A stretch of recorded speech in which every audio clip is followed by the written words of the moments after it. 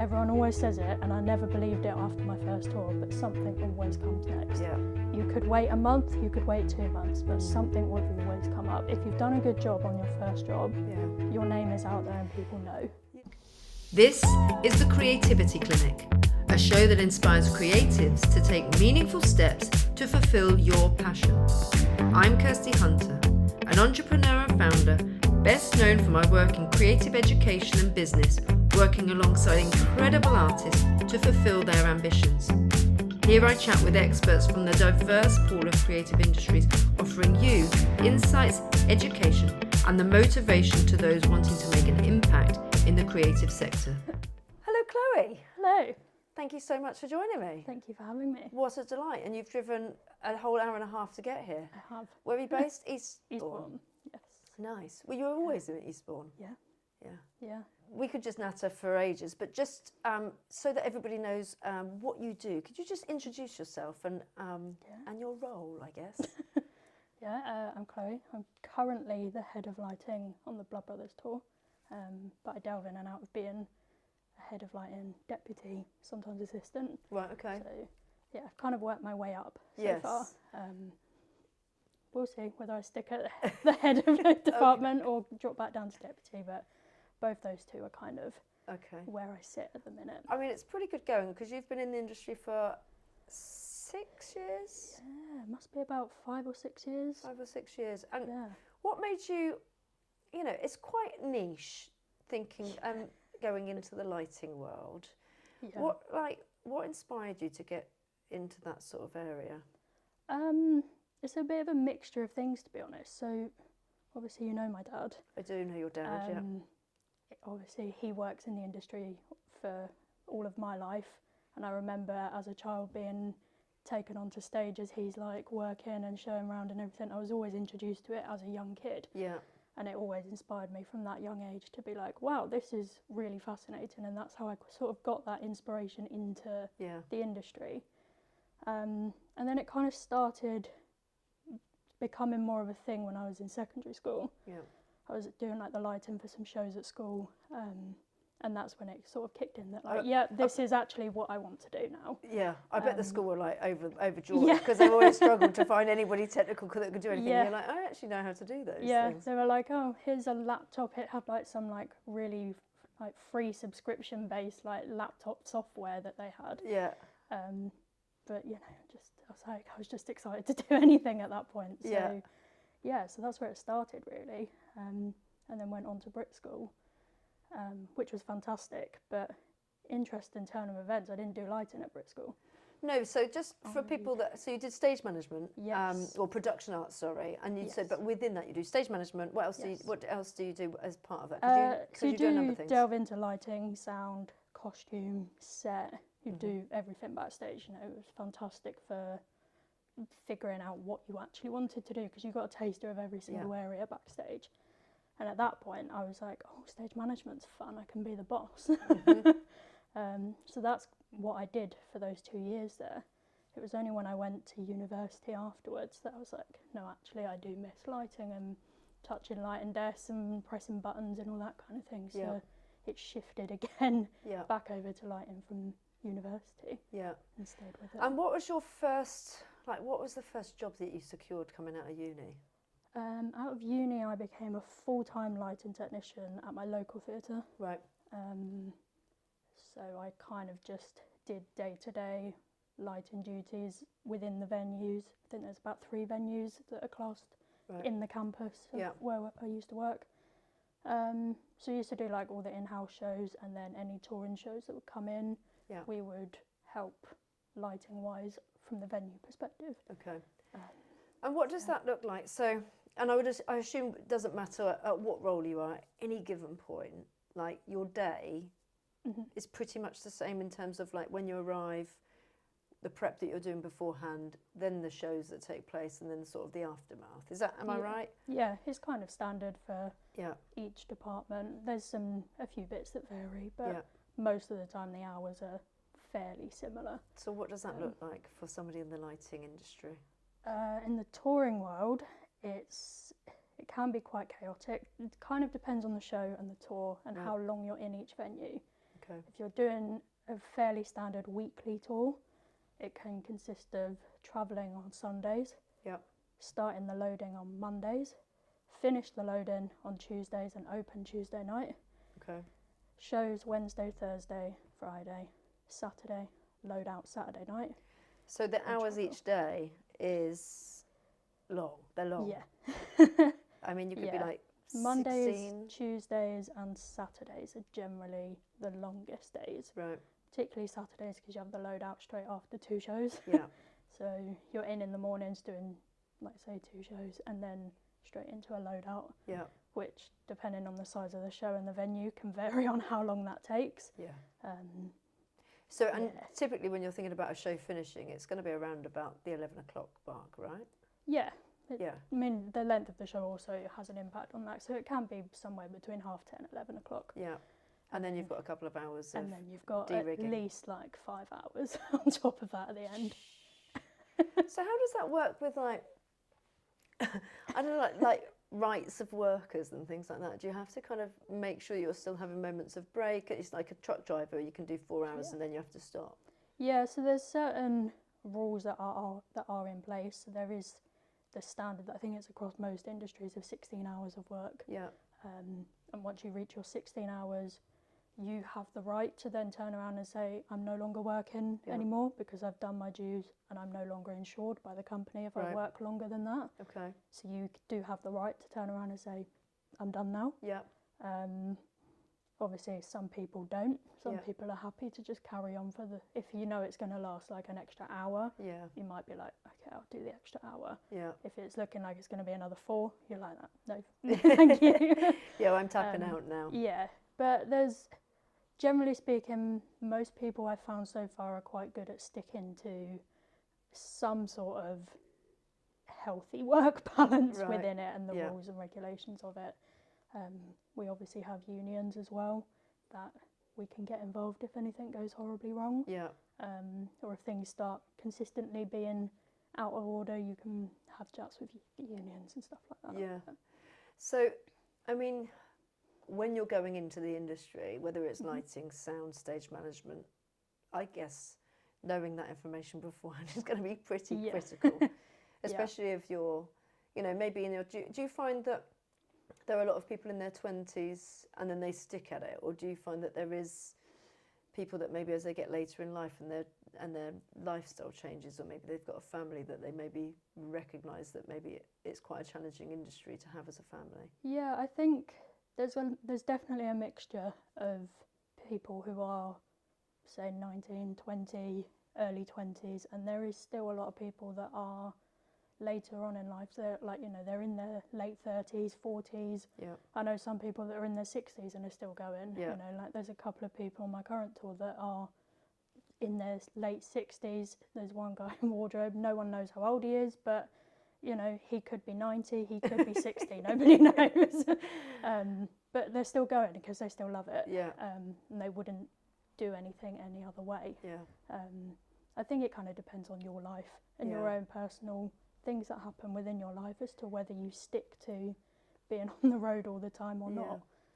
Yeah, I mean, it's grueling. So talk to me about, so you've Blood Brothers tour Yes. already started, or Yes. so it's already started, and then you've got certain downtimes in between each show, is that right? So how does that work? Yeah, so this current tour of Blood Brothers is actually really short. Okay. It's only 12 weeks and we're currently in a 2-week off period as well. So it's actually only 10 playing weeks, Right. which is quite unusual, but it's quite nice at the same time because you're only thinking about the next couple of months and not like a whole year-long contract. But then you can manage it a bit easier as well in terms of working out hours and what you're working within the week. Yeah. You know, it's nice that we've got a full department, which I believe on the last tour they didn't. Right. So having a full department obviously makes it easier to then schedule in days off for people. So yeah. And you can be mostly UK or Ireland as well in this one? Yeah, it's mainly UK for this one. It does go over to Ireland at some point later on in the year, I believe. Yeah. But 9 times out of 10, UK tours are normally UK and Ireland. Right. Yeah, it's normally within Ireland. It's like Dublin, always Dublin. Some have ventured out into Cork now Right. as well, and then Northern Ireland as well. And does it typically, I mean, I'm assuming that the people that organise the tour are literally trying to work it in a quite sequential way, that you're going on from, oh, you're laughing. So it's not necessarily travelling up the country and around. No, it can be no. all over the place. I think the worst journey I've done so far on a tour is from Edinburgh to Plymouth Oh, wow, yeah. in a day. Oh, wow. So we loaded out of Edinburgh on Saturday night, Yeah. went straight to the airport rather than sleeping, got on the plane down to Exeter, Yeah. and then got stranded at Exeter for a while, so that was fun. And then managed to get our way down to Plymouth before starting in Plymouth on the Sunday night, going into Monday morning. And I'm just thinking like the logistics as well of all of your equipment for a tour, which is going to be a lot of lighting, sound, mixing, like the whole shebang. Who's responsible for all of the gear and like checking all of that in and out? So each of us, for lighting and sound, we go to our own hire companies. Yeah. And then we there's people higher up that figure out what equipment they want and everything for the tour. Yeah. And then there's a stage at the start of every tour that we call prep, where you literally just get everything ready, you get everything labelled up, ready to be as easy as possible for that first venue, and every move that it's all labelled and ready to be just put up in the air. As all of that process is happening, it's then thinking about truck packs and making sure that the equipment that we've got is going to fit on the truck. Yeah. If it's not going to fit on one truck, then there's this discussion of we need another truck. Yeah. So there's a lot of liaison that happens before the tour even starts to Yeah. make sure that there's enough kit for what we need and transport for that kit. Yeah.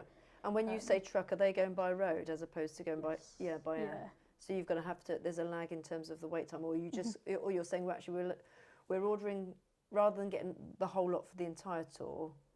Is that what happens, or you just go? We're going to have to get it from Edinburgh, then we're going to have to get it from closer to Plymouth. No, so it's generally you stick with one hire company, Right. and then The whole tour. Yeah, the whole tour. Because otherwise is, you'd be labelling up all of the time. Yeah. So everything, whatever hire company has won the bid for the tour, Yeah. is where like people then go to. They go to the company's warehouse, Yeah. takes all the kit and preps it all up for what we need for the show, and then it goes on a truck and it stays as our equipment for the length of the contract. Okay. And what's your accommodation like when you're staying in places? It varies. I've had some real nightmare stories of staying in people's spare rooms in their houses. Because we use a thing called Theatre Digs Booker. Okay. Which is great, you know, it does the job that it needs to do, but sometimes you do end up in some slightly dodgy places. And a lot of people that do rent out their spare rooms are, 9 times out of 10, they're absolutely lovely. But you do get a few people that are like, oh my God, we've got someone in our house and now we need to like make it like you are our child. And it's like, Oh, right, okay. no, I am a working professional, please let me just Yeah, just rent go on the and room, shut the door. Yeah. So yeah, you can do the spare room side of things, Yeah. or you can book like Airbnbs or self-contained apartments, which is what I tend to do now. We get given an allowance each week as well to cover And so that. you have to then organise that for yourself? Yes. Within UK touring, I believe it's the only country in the world that does it, is that we have to book our own accommodation along the way. We get given an allowance each week that's supposed to cover that and food and stuff like that. Right.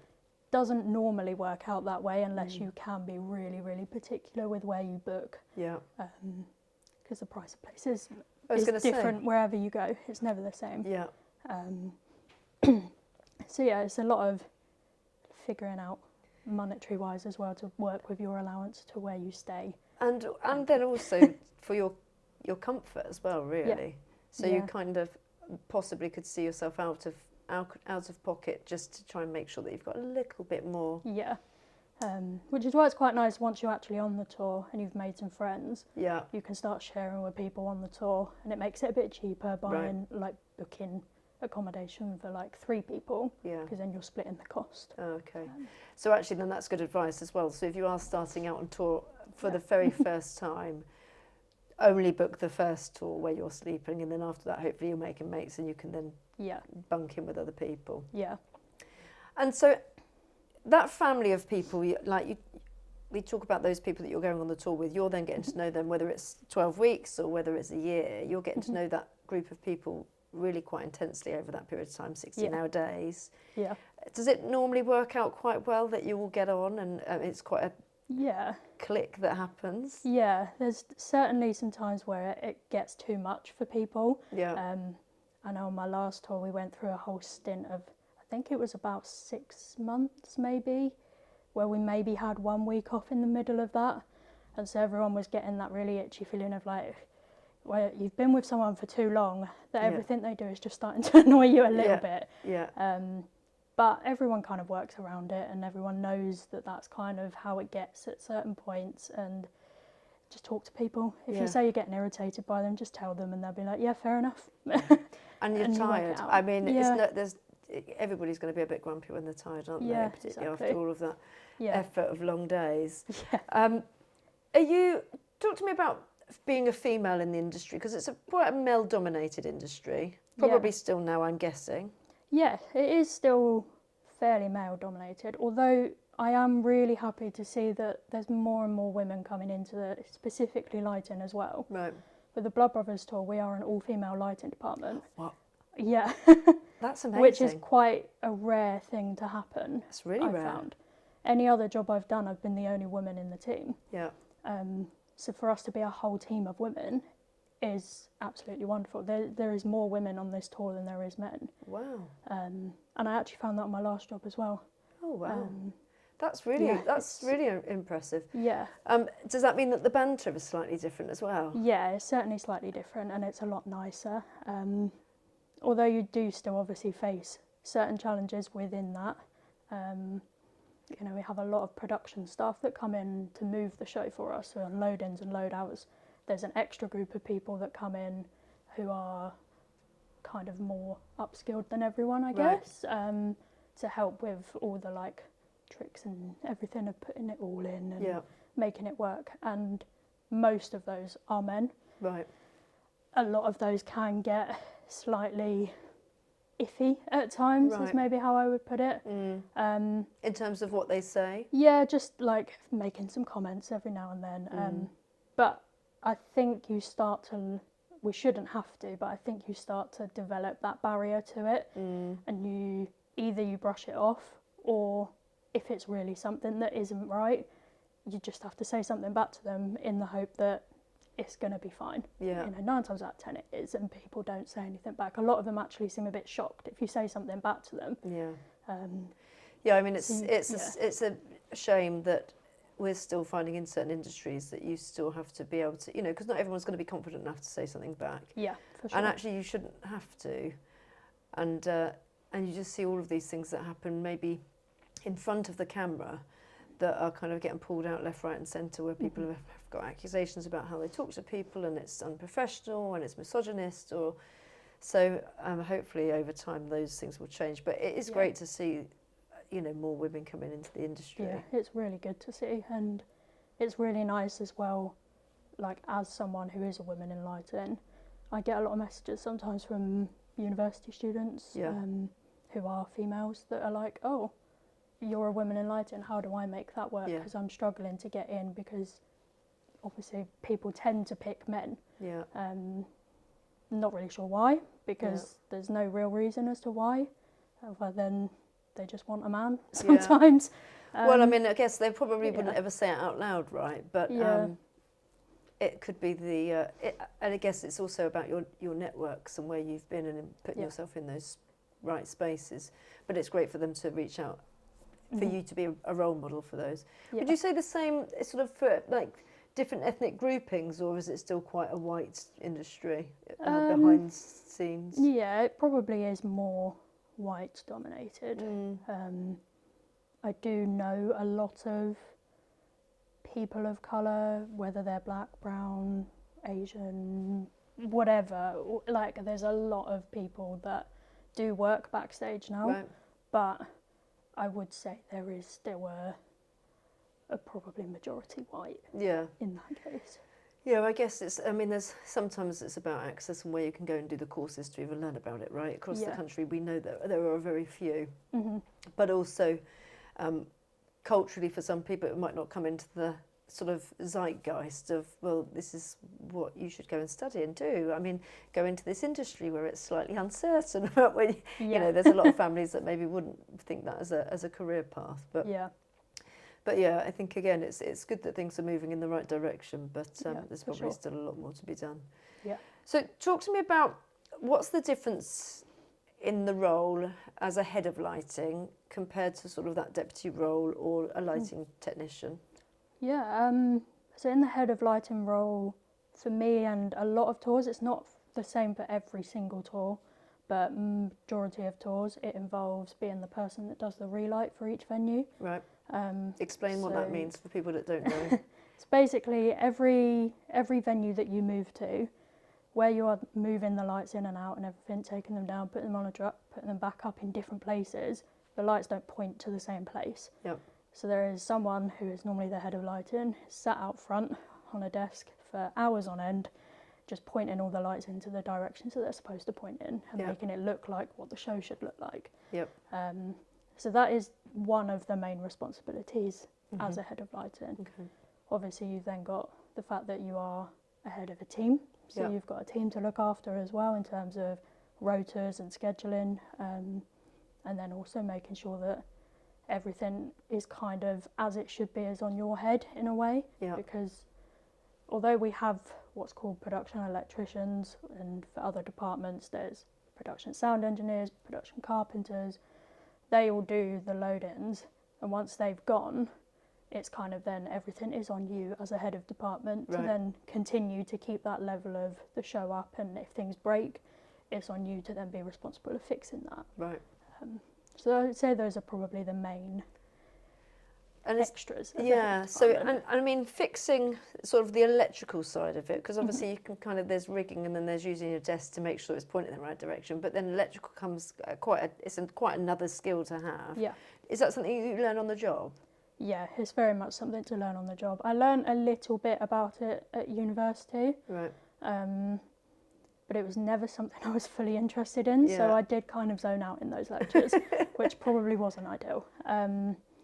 But it's very much something that you learn as you do it, and where you are moving every single week, or sometimes it's every half a week, sometimes it's every month, you kind of get into that routine of doing it, and as you're kind of doing that routine, you start to pick up a lot more about what is happening, what needs to happen, why it's happening. So yeah, it's very much a learn on the job. Yeah. thing. And does it, you know, I mean, different kind of lights and different brands of lights, are they pretty much the same once you kind of open them up and sort of see what the problems are? You can kind of work your way through it. So yeah, they're starting to become more and more similar.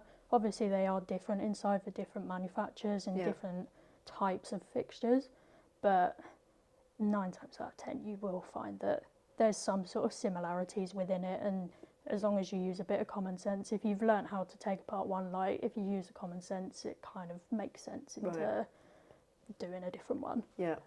Have you ever had a time when you've not been able to fix it and you've gone without some quite significant lighting during a show? I don't think so, to be honest. I think we've always managed to band together and actually fix what's needed. Right, okay. You don't have spares? Yeah, we do have spares, but if you're like in the middle of a show and something breaks, then I think we've never had anything that is so obvious. Yeah. Catastrophic, like blackout, everything done. Yeah, I mean, we've obviously had show stop level of things like that, where I think the worst one we had, we lost a line of power lock, which is one of the main lines of power that goes into your racks. Yeah. So half the stage went into darkness. Right. But it's at that point that you simply cannot continue, so you do have to call a show stop and then work on fixing that. Just an early interval and hope that the interval hasn't happened yet. Yeah, it was probably one of the most stressful show stops I've ever had. One, because it was lighting, which is not normally the case with any show stop. It's fairly uncommon for lighting to be the issue. But we were stopped for 59 minutes and 30 seconds. Wow. It was a very, very long show stop. Wow, that is long. Did they get free drinks in the interval? I think so, yeah. I would imagine some people probably left as well because they'd have Probably. trains to get back Yeah, to places. Probably. But yeah, God, it yeah, took that would nearly be an hour. so stressful. Yeah, But these things happen, right? exactly. Sometimes they're just It's live theatre, Yeah. you know. Unfortunately, you can't predict what's going to happen. yeah, Obviously, you hope it doesn't, yeah, and you do everything to make sure that it's not going to happen. But sometimes you can do everything to prevent it, and it just happens. It's still and gonna it's the happen. way it is. yeah. So So you studied stage management initially. Yep. This was obviously when you're doing a lot of the calling. So you've got your Yes. headset in, Yep. and you're making all of the cues. So you're now at the other end of those cues. Yep. So for people that have never seen, it's brilliant because I saw a brilliant Instagram clip where they were actually watching somebody do all of the changes, and it's just crazy. Yeah. I mean, it is manic, right? Yeah, it is. How many changes would you have during, like Blood Brothers, for example? How many different calls? Oh God. Well, for Blood Brothers, we have about 250 lighting cues. But then obviously for the DSM, they're not just calling lighting, they are also calling flies, they're calling other set changes around and everything. Sometimes they're not actually speaking it, but they're doing it via cue lights and stuff like that. Yep. And yeah, so I guess for Blood Brothers, it's relatively busy, but it's probably quite, I don't know, I guess it's quite straightforward once you're in that loop of doing it. Yeah.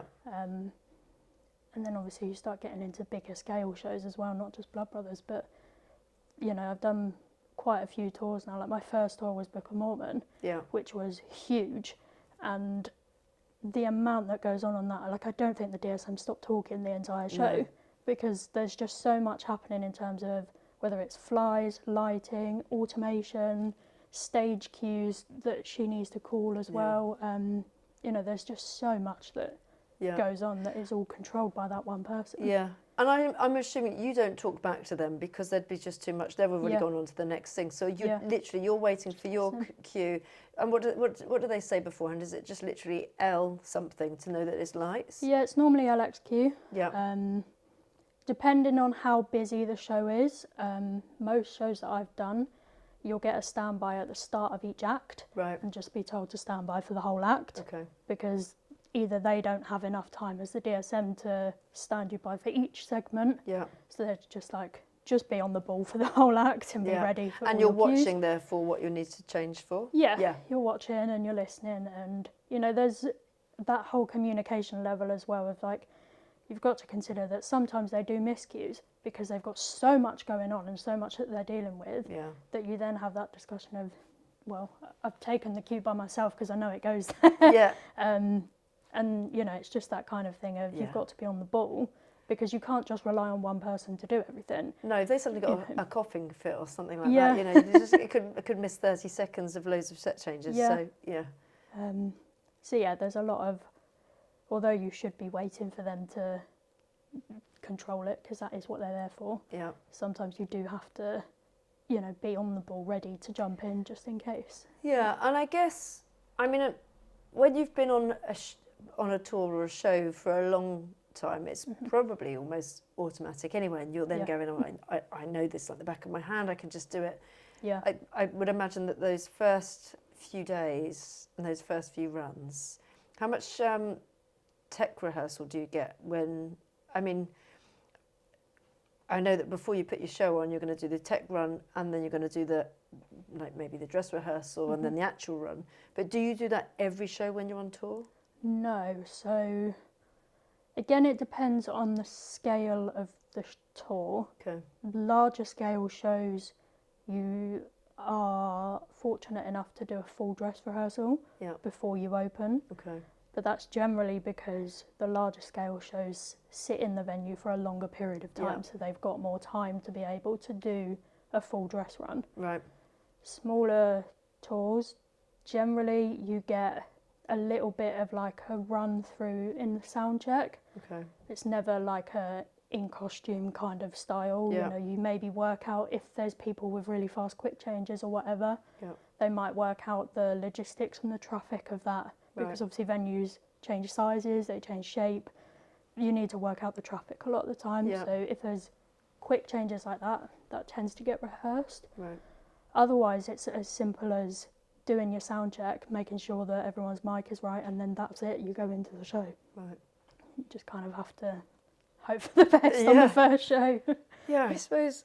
I mean, you get it because of the time kind of turnaround that you've got, but there's a sort of element of like fear, adrenaline rush. Yeah. Like keep your fingers crossed and just hope for the best. Yeah, for sure. For sure. What's the most? Because like you said, you've been on Book of Mormon, you've done Annie, you've Yep. done Pretty Woman. Pretty Woman, The Come Circus, Alive in Come Alive. London. Yeah. And you've done some music gigs as well. So set up for Yes. music gigs, Billie Eilish, I saw. Yeah. So you've done some big events. Yeah. What sort of thing would you like if you could be on any show at all, because you know it's like this is going to be like the pinnacle of technical lighting? What sort of thing would you like to do? Ooh. Do you know, one of my biggest like aspirations has always been to be involved somehow within the lighting of the Tomorrowland Festival, Okay. which is the main one is in Belgium, Right. and it is a big EDM festival. Okay. But every year it comes out, and I just obsess over all the videos of What's like EDM? everything, electronic dance music. Okay. Thanks. I didn't know. Yeah, I just every year it gets bigger and bigger and bigger, and Right. there's a whole like story that gets built behind their sets and their everything that they do. Research it. You'll get stuck in it. There's so much to it, but every year it gets bigger and every year it gets more insane. Okay. And I just look at it and I think it mesmerises me. Yeah, that would be incredible. Yeah. They don't bring it to the UK? No, it's very much a Belgium thing, and then I think they've moved over into Brazil as Okay. well. So it's like yeah. party central. Yeah, How long does it last for? I think there's 2 weekends of it. Okay. So it's normally like a Friday to Sunday thing. I mean, you've got to for like 2 music as weekends. well, right? Yeah. You've got to So, be into that. Yeah. But yeah, probably quite incredible some of the lights that go Yeah. off with some of those It things. just every year it manages to amaze me, and I'm like, oh, just want to be involved somehow. Well, if anybody that's running that Yeah, event, please. get involved. You're going to be free after the Blood Brothers, or have you got something already? How do you line things up? Yeah. Yeah. It varies. It Okay. really varies. Sometimes you are lucky enough to book something once it's already ended. Yeah. I'm kind of lucky that after Blood Brothers, I've got something lined up for 5 weeks, but then after those 5 weeks, there's nothing lined up. Yeah. And it's often quite a continuous cycle like that. You'll come to the end of the job and you're like, What now now? what? And it's also really hard because you're working full on. Yes. So to be able to apply for jobs, look for jobs, see what contracts are out there, also the timing of the tours and when they're actually happening, Yeah. or event season, you know what it's like, the summer suddenly kicks off and like everything comes at once. Yeah. But yeah, having that time whilst you're actually working is almost impossible, right? Yeah, it's spending a lot of your downtime searching through job websites Yeah.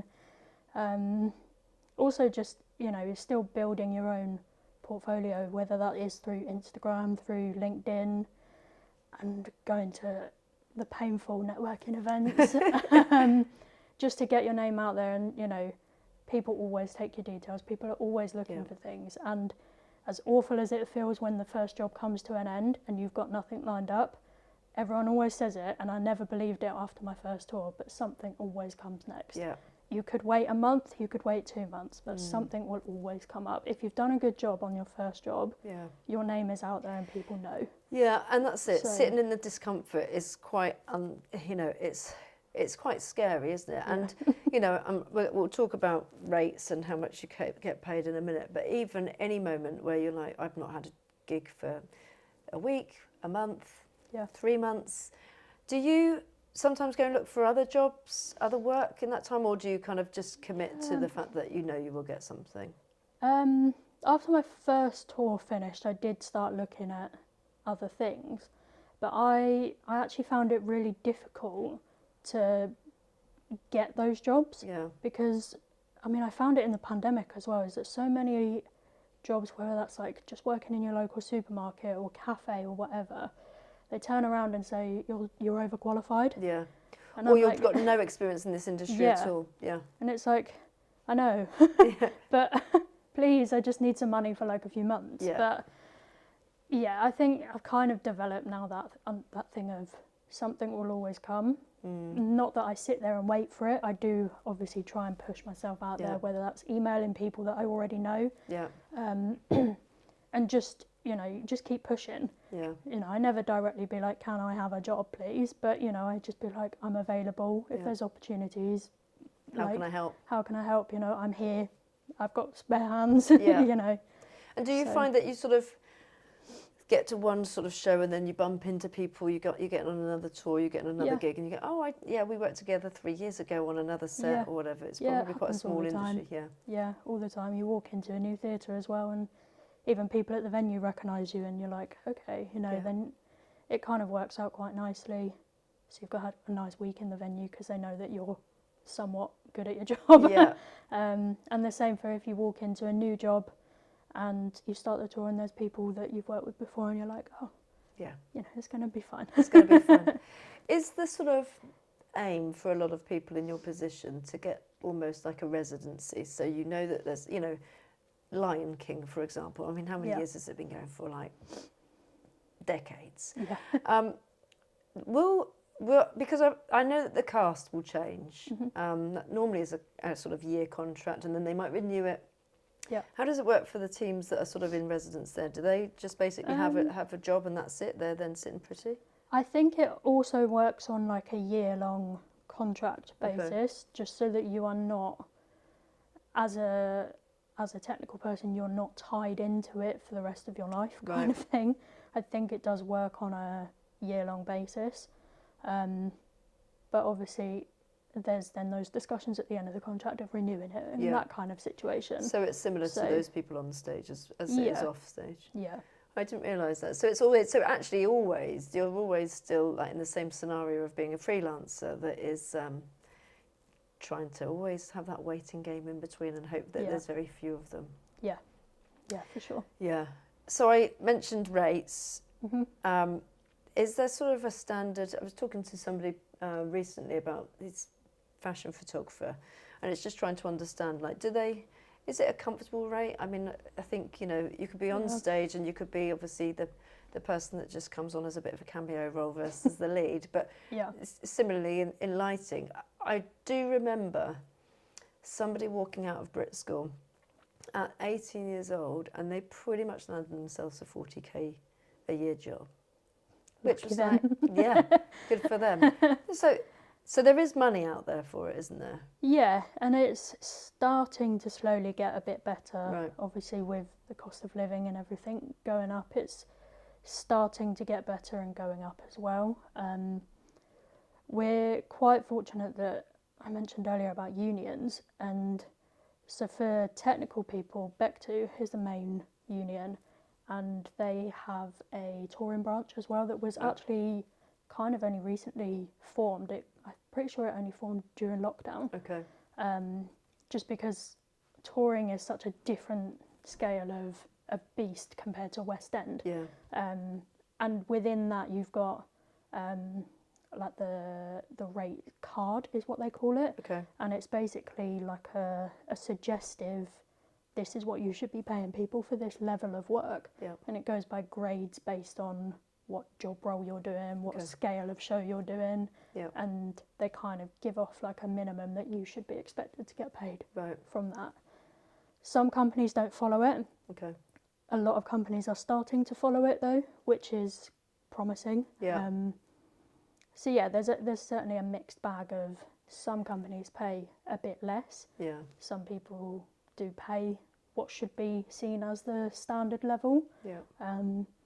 But also one of my biggest things is never be afraid to negotiate either. Yeah. Because if you don't ask, you don't get. Yeah. You know, the worst you're going to get is a no. Yeah. And then you decide then whether you take the job or not. Yeah. But and I suppose in that scenario it is always the way, isn't it? You go, well, actually, how much am I willing to compromise? Yeah. Either no rates at all because I've not taken the work, Yeah. or something because I know that I might not have anything at this moment in time, so actually something is better than nothing. Yeah. But whether I guess it's going to add to your portfolio Yeah. is maybe another consideration. Yeah. So do those rates change slightly based on the size of the show? So if you've got Yeah. like your Book of Mormon when there's a lot going on, Yeah. so it'd be slightly different. Yeah, I can't remember off the top of my head how it's graded, but there's like a grade 1 or something is like your Lion Kings, your Hamiltons, Yeah. that kind of scale. Yeah. And then it kind of goes down from there If you were like doing like the Beyonce Cowboy Carter tour, for example, is that like another? That's like Most likely, yeah. Yeah. Have Um, you got any ambitions to do anything like that? yeah, I would. Maybe not Beyonce. No, well, you said EDM, so I'm assuming you've got a different type of music that you like. I have a very varied music taste, but yeah, a lot of any kind of DJ stuff is really like, just because I think there's more lighting freedom within it, because you are there just listening to the music, and I think it's more sort of seen as an on-par thing with the music as well. Yeah. Maybe that's just my opinion, but you know, if I go to see a DJ, obviously I know I'm a lighting person, but the other people around me as well are looking at the visual effects that are going on with it. Yeah. And I think that's probably what draws me more towards those kind of things, is because it's actually more of a key component in those kind of music. Not to take that away from any other style of music, but certainly in those DJ and EDM vibes, it's people go for the visuals as well. Yeah. So do you find yourself critiquing quite a lot the stuff you might see? Yeah, I do it all the time, even unintentionally. Yeah. I go and watch a show, even if it's like just a West End show, and I sit there and go, "Ooh, I wouldn't have done it like that." Well, so how much do you get? I mean, obviously you're not the director of a show, and the director of the show is probably going to have an idea about what they want in terms of lighting, but they're also not that technically inclined necessarily to know what might be the best thing. So do you get a sense of creative input when it comes to sort of different scenes? Not massively, because there's also the team of, you have your lighting designer, Right. and quite often now there's associate lighting designers as well. Yeah. And then there's programmers. So there's a whole chain of people above where I would sit as the head of lighting. But you do still get a level of creative input when you're doing the relight, even though you're like trying to redesign what is someone's design already. Yeah. You kind of have that input of like, well, I can't make that exact thing happen on this stage, so I need to make it the best that I can to look similar to what the original design is, but with the challenges that you've got in that space. Okay, got you. So the lighting designer and the assistant lighting designer and the programmer, they do all that prior to the show running, right? They don't need to be there during the time of obviously the show actually running. They're doing everything beforehand. Yeah. So is that the sort of career-wise for you? If you were to sort of continue doing head of lighting, you might do that on a couple of shows. And then what would be the next natural progression for you? For me, when I eventually get bored of touring, it would be probably more like the production electrician side. Right. Because as a personal thing, I don't see myself as a designer. Okay. So I wouldn't take myself down that route. Not to say that would never happen. I was going to say you might go to a few of these Tomorrowland festivals and you'll be like, I'm going to reprogram all of it. Exactly. You know, I never say never, but for me as a career progression, it would end up being a production electrician. Right. Just because I like to use my brain a bit more in that side of things of problem solving and making things work rather than making things look pretty. Right. And what does that, so that more is about understanding the electrical side of it? Yeah, there's more about, you know, you've got to know things about power distribution, and that sounds very complicated. Yeah. But, you know, there's a lot more, like, thinking, I would say, about, like, in a direct line of, you know, I need to make this work, or, you know, the obstacles that you face of where you are moving it to different spaces, what's available in that space, and how So you'd have to do a full-on electrical course if you were to do that? Quite possibly. Yeah. Not everyone does, but it certainly gets you more work Yeah. if you do have that qualification. Yeah. And obviously have that understanding of how that all works, and you're not going to blow up the rig or something. Yeah, because I'm assuming you're going to have a couple of people that can sign off on all of the work because they're above you and they've got all of those quals. Yeah, because I guess also when you're doing the electrical stuff, that's your pay grade's going to go up quite significantly, right? Yeah. So generally, production electricians are on day rates. Yeah. Because they are freelance rather than employed by a company. And day rate is whatever you set your day rate as. Generally speaking, it's probably on average around somewhere 300, 350 a day. Okay. Obviously sometimes it's more, sometimes it's less. It varies, it depends on a lot of factors. But you can probably expect somewhere around 300 to 350. Yeah. So how do you do like logistics of like normal living? Mm-hmm. So you knew with this tour that you had 2 weeks break in between, great. Yeah. But then those other moments, it's like, do I book a holiday? Don't I book a holiday? You just go for it? Yeah, it's kind of before you sign the contract, you get given the tour schedule. Yeah. If the company have already decided that it's going to be a holiday week, because they often, if you're on like a weekly kind of tour, it does basically mean that your schedule is set out for you and your holiday weeks are given to you. Yeah. It's kind of we haven't got anywhere for the show to go that week, so we're giving you a holiday week. So from that you can then obviously be like, well, I know that I'm not going to be working, so I can book a holiday, or I can book to go see my friends or do whatever in that week. I believe that some sort of tours, like the bigger ones like your Hamiltons and that, you can, like a normal job, just book holiday as and when, as long as it's, I guess, like a normal job where you have to request that time and then it either gets accepted or not. Yeah. Because they are just continuously rolling and they spend like 3, 4, 5 months in one place. Yeah. So they don't particularly need to schedule in holiday weeks for everyone. They just let people do it as and when, obviously logistically. But so yeah, I think anything I've found so far has been set out for me, and this is when your holiday is. And then I guess it's only when you're kind of looking for that in between stage where you're like risking. Yeah. But assume, and I mentioned this earlier, it's like there are going to be certain seasons of the year. So the sort of June, maybe May through to sort of September time, you've got festival season, and is that typically quite busy for you? Yeah, it kind of varies on whether I've signed a year-long contract for a musical, because quite often they are 12-month contracts. Okay. But you know, I've spent many summers where I've like taken time out. You know, whether that's because I've finished a musical or you know things have come to an end, whatever, and then you just push yourself out there into other companies that do the festivals and stuff, because you know there's going to be work there because it is festival season. So it's a lot of finding where the work is as well and going where the work is. Yeah. You mentioned about the awful networking. Yeah, I hate it. I mean, just from what I know of a lot of people in production arts, I can appreciate that there's probably a lot of people that maybe don't like networking. They probably hate it as equally as you. Yeah.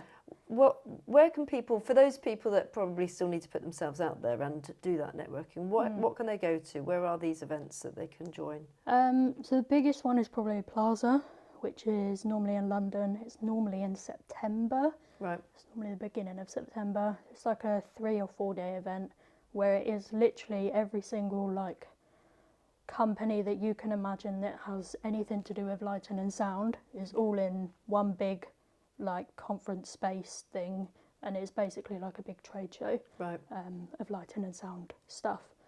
A lot of it is, you know, they're trying to display their new equipment that they've got and everything like that, but you know, if you go round to each of these stalls, as they call it, and you talk to people there, there's a lot of ways that you can then pass contact details and be like, I'm not looking to buy your stuff, but I want to work for you, and that kind of stuff. The biggest one that has helped me is a company called Roby, who are one of the biggest lighting manufacturers in the world, I think. And they, if you're still at university, they have a program called NRG, which is Next Roby Generation. Yep. And they basically support anyone who is in university or sort of that sort of age, up and coming in the industry. It's basically like it's another networking thing, but they hold like networking socials and stuff like this in various places around the country. We did one at BBC Wales, I think it was, where you get to go and have a tour around the BBC Wales TV studios and stuff like that, and you can then meet the people that work there, but you only get that if you're with this group of people. Right. So, you know, and it's very accessible. It's all online that you can access it. But they literally just nurture and support you and push you into people's directions and give you contacts for people that might help you along the way. Yeah. So, which is, I mean, gold dust. That's definitely what you need to be able to do, and then follow up on that. Yeah. Yeah, I mean, it is about being in those spaces, because if you aren't in jobs in the first instance, I mean, being in a job is the first part, isn't it, where you're just talking to everybody and hopefully you can find other opportunities. But if you're not, then having the networking opportunities, sort of somebody supporting, or find people like you, follow on Instagram and start to reach out and say, can you give me any suggestions or help? Yeah. If you were to like give sort of 3 pieces of advice, so a young person, they're in a school, they really are interested in either lighting, sound, stage management, or anything sort of backstage. What advice would you give them? Because they might not have access to some of the courses that might get them to the next stage. What could you advise them to do? Work experience is a big one. I did 4 weeks of work experience at my local theatre.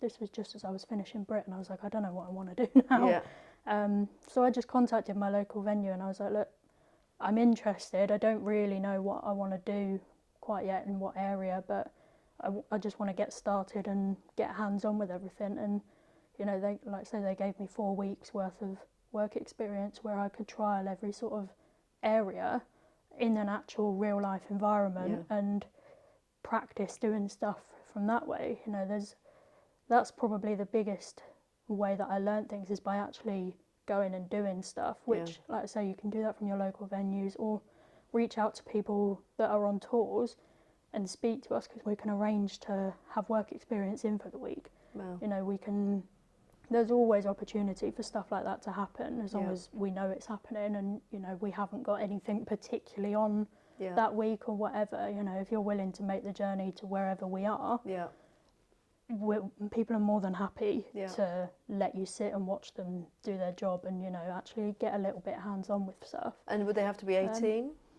I think so. Yeah.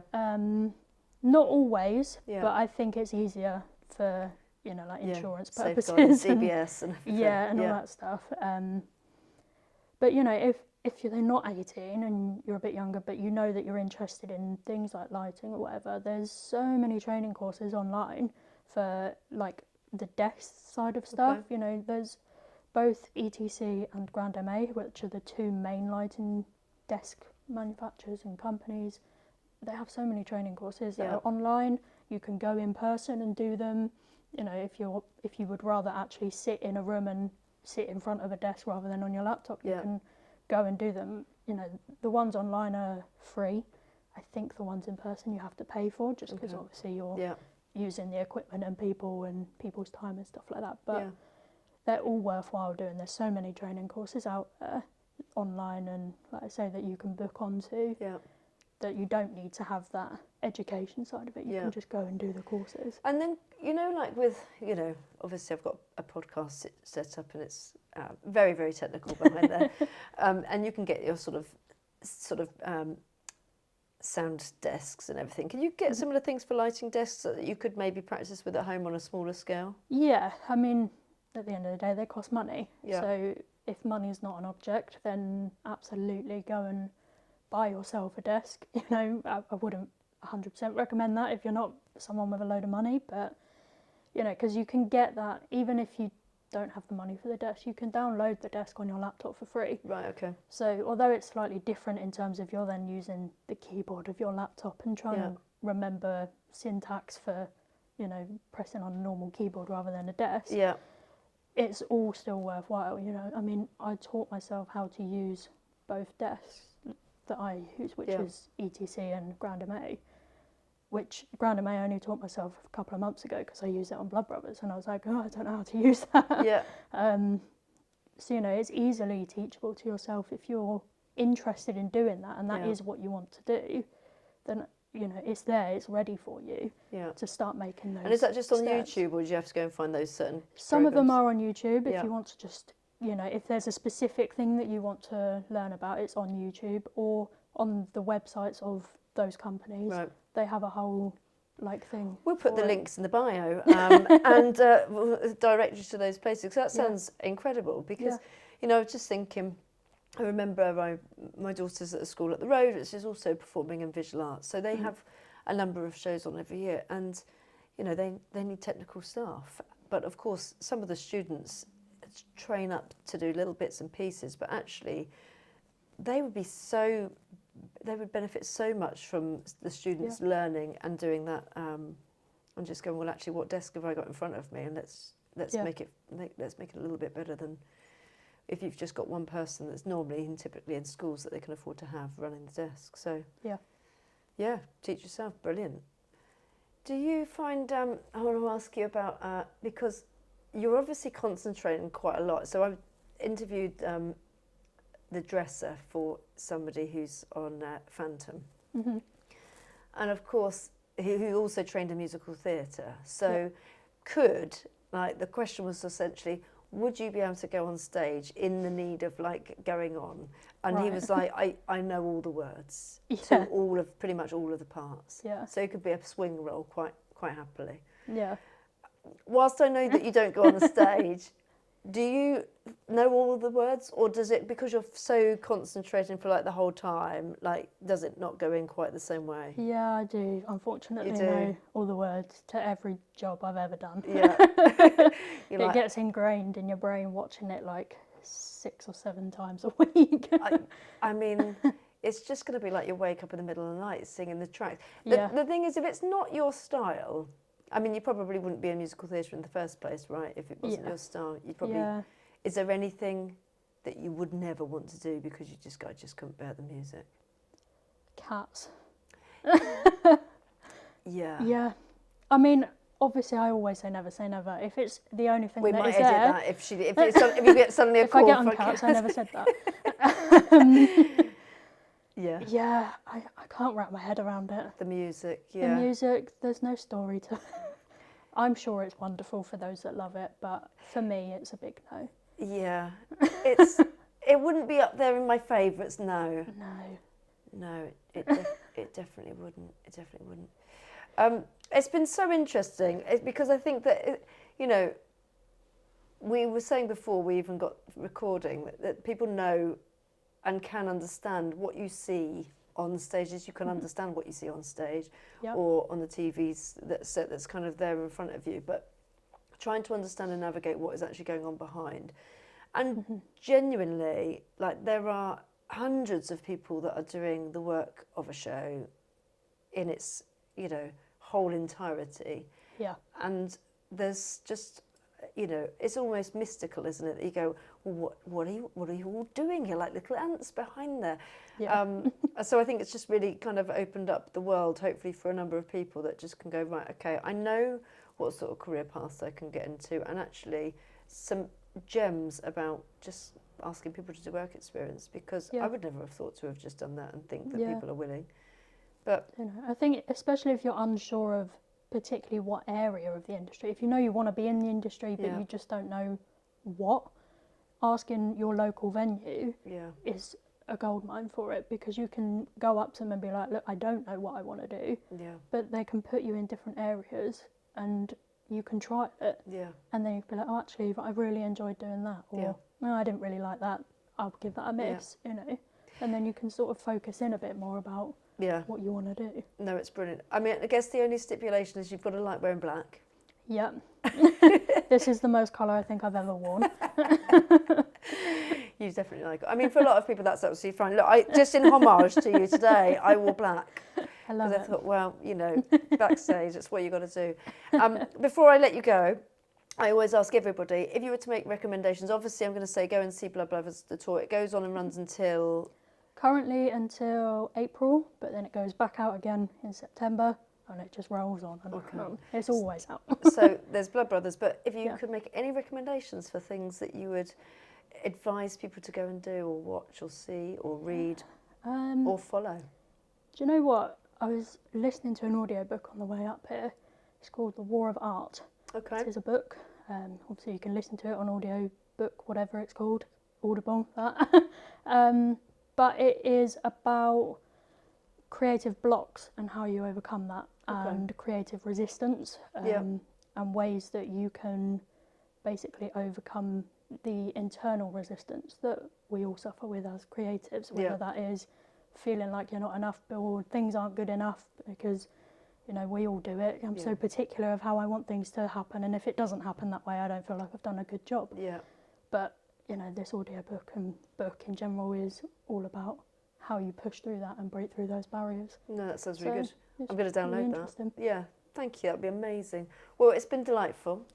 I've really loved Fantastic. having you, and I wish you all the best on the tour. Thank you. And hopefully you get to do Tomorrowland.